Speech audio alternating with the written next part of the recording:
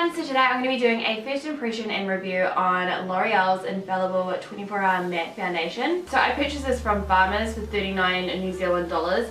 I went with the colour 11 Vanilla. I was trying to work out my colour because they don't have consultants on counter, so I just had to self-serve myself. So they claim that they've developed a new matte, lightweight, non-cakey 24-hour matte perfection foundation. No, it doesn't say it's oil-free, which I'm really surprised about, claiming that it's a matte full finish 24-hour foundation. I don't know, I really wanted to give this a go because I feel like I could try and compare it to Double Wear. You guys, if you've been following me for so long now, you know I'm like religious to Double Wear. It is just my go-to.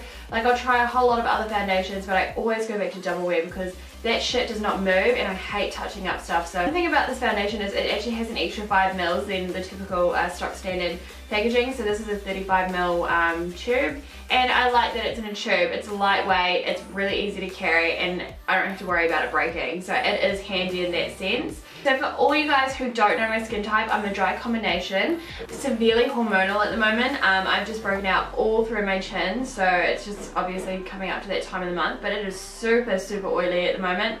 I have been traveling lately and I've been eating a lot of bad food, so I feel like I'm probably just oozing a little bit of oils.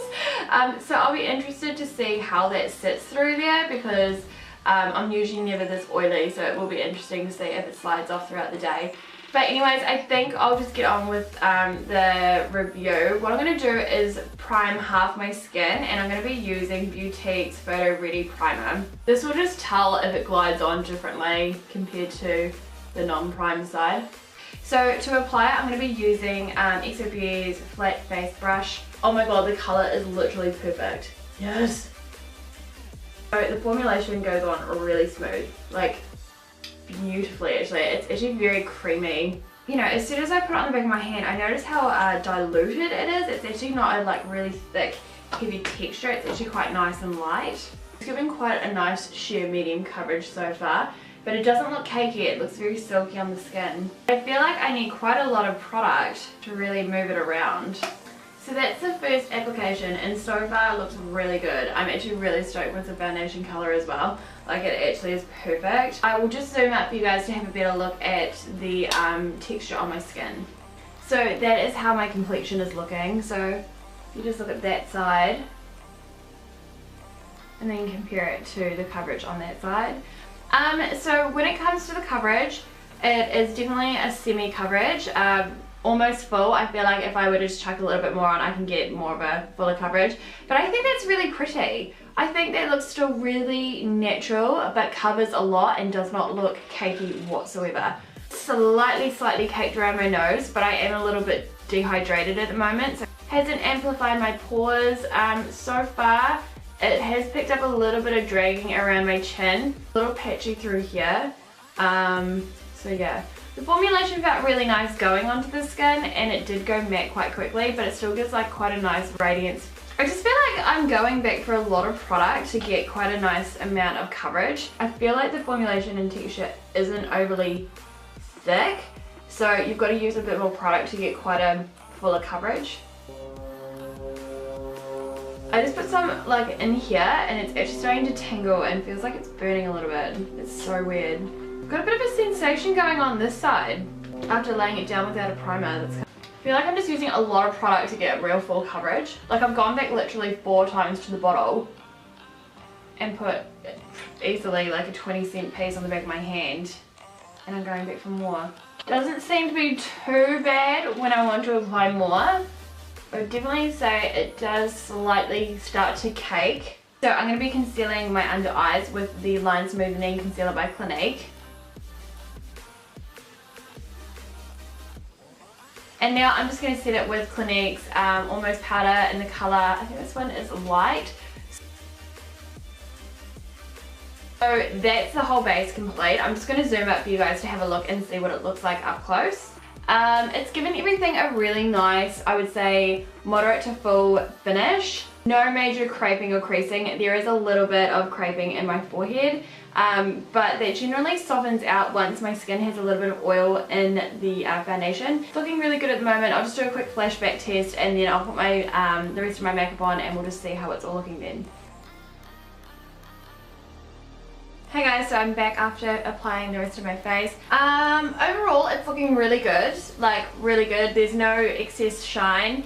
One thing that I did get really frustrated with is when I was contouring it started to drag, and seriously it's just not a good day to mess with me today, L'Oreal.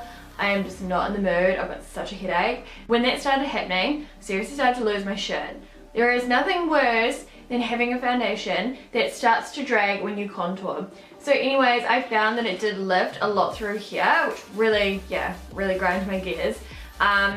So it did go a little bit patchy. And then I've just noticed in my forehead, it's gone quite patchy for some reason as well. And it has slightly amplified my forehead lines. I don't know, I feel like it's actually gone quite patchy on me in just small areas compared to other foundations that I know that are full coverage, oil free, and they just stay. So yeah, the consistency isn't as full as what I was hoping. Yeah, I'm actually gonna zoom into my forehead so you guys can see what I'm talking about. It's really starting to annoy me. So I don't know how well you can see from this view, but just in here it's got really, really sheer and quite patchy. And it just seems to amplify the lines in my forehead just through here as well. But I don't know. And then when I was just thinking about how this is pitching, I was like, God damn, I used so much product out of that tube. Like I used so much more product than what I generally would out of any foundation to try and get a full coverage. When it says it's full coverage, I felt like I used a lot of product to build up the intensity, and then it still ended up pitching right in the middle. So I wasn't very happy about it. So Trent and I are just about to go out to the movies and have some dinner. So I will report back around 10 o'clock. Hey guys, so it is roughly about 10:30 at night. We just got back from Finding Dory. Such a good movie. But yeah, it's roughly about 12 hours since the first application of the Infallible.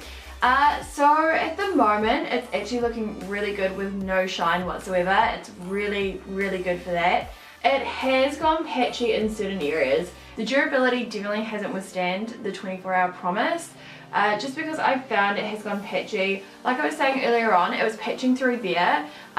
It hasn't like gotten worse, it's just stayed the same, which I have found it has amplified my pores.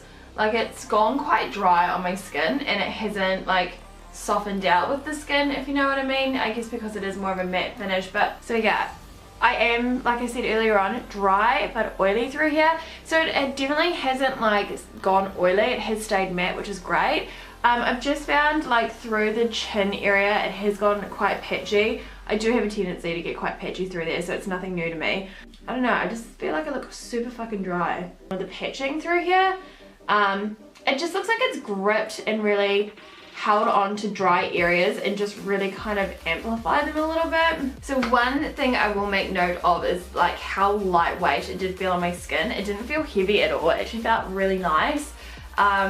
And it moved really nicely with my skin, so it definitely was like a micro flex kind of technology about it. I just feel like I used way too much product to put on my face to build up quite a full coverage. It was definitely matte. My skin has got literally no shine after 12 hours. I honestly put so much product on my face to build up quite an intense coverage, and I'm still not satisfied that this is like a full intense coverage like I usually would wear. I think I can understand why they've put 35 mils into it instead of 30, because maybe L'Oreal are aware that their formulation, to get a full coverage you need to use more product. But yeah, I wasn't impressed with that. And even touching it now, there's no transfer, which they did say, which is really good. And I noticed that when I was first applying it as well, there was no major transfer. Anyways, if you guys have tried the Infallible and you've had different or very similar results, please do comment down below and let me know what you think of it. It's always really interesting. At the end of the day, this is just my opinion. Like, in my skin type, it could be completely different on anyone else, but those are just a couple of things that I definitely noticed and things that I did and didn't love about it. So yeah, I really hope you guys have enjoyed this review and it's either helped you either make a choice into purchasing it or not. If you've got any other questions, do feel free just to comment down below. Forgive me if my eyes are looking super bloodshot. The lights are so intense after being in the movie theatre for 2 hours. I'm just like but yeah, if you guys have enjoyed this video, please do give it a thumbs up. And yeah, have I already said that everything will be down in the description box? If I haven't, all the information you need will be in the description box. Alright guys, have a lovely day and I'll see you soon. Bye. Hey everyone, so excited. Today I'm doing my first ever Trent, shut up! Trent! Shut up!